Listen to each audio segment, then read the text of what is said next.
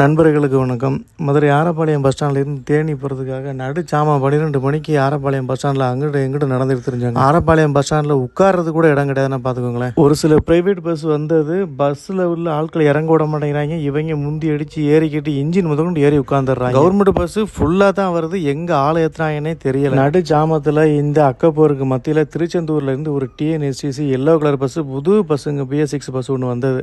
அடிச்சு பிடிச்சி பஸ் உள்ள ஏறி இடம் பிடிக்கலான்னு போனோம் அப்படின்னா டிரைவர் சீட்டில் இருந்து அவருக்கு பின்னாடி ஒரு 5-6 சீட் வரையும் உட்கார விட மாட்டேங்கிறாங்க. கேட்டால் லேடிஸ் எல்லாம் உட்காருவாங்க, தம்பி நீங்கள் பின்னாடி போயிருங்கன்னு சொல்லி பின்னாடி அனுப்பிச்சி விட்டாங்க. நானும் கடைசி சீட்டில் போய் உட்கார்ந்தேன். அதிகாலையில் 3:30 மணிக்கு ஆரப்பாளையம் பஸ் ஸ்டாண்ட்லேருந்து எடுத்தாங்க. உசிலம்பட்டியில் ஒரு 2 பேர், ஆண்டிப்பட்டியில் ஒரு 3 பேர், செக்கானூரில் ஒரு 4 பேர்னு ஒரு 10 பேர் பஸ்ஸில் ஏறினாங்க. ஒரு ஆளுக்கு 60 ரூபா டிக்கெட் சார்ஜ் பண்ணாங்க. ரோடு வேலைகள் நடக்குதா இல்லை பாலம் எதுவும் கட்டுறாங்களான்னு தெரியல. வண்டி இஷ்டத்துக்கு அங்கிட்டு இங்கிட்டும் வளையுது, தூக்கி போட்டு குறுக்க ஒடிச்சிட்டாங்க. அதிகாலையில் 5 மணிக்கு தேனி பஸ் ஸ்டாண்டில் போய் இறங்கினாங்க. யாராவது இந்த பஸ்ஸில் ட்ராவல் பண்ணியிருந்தீங்கன்னா கமெண்ட்டில் சொல்லுங்கள்.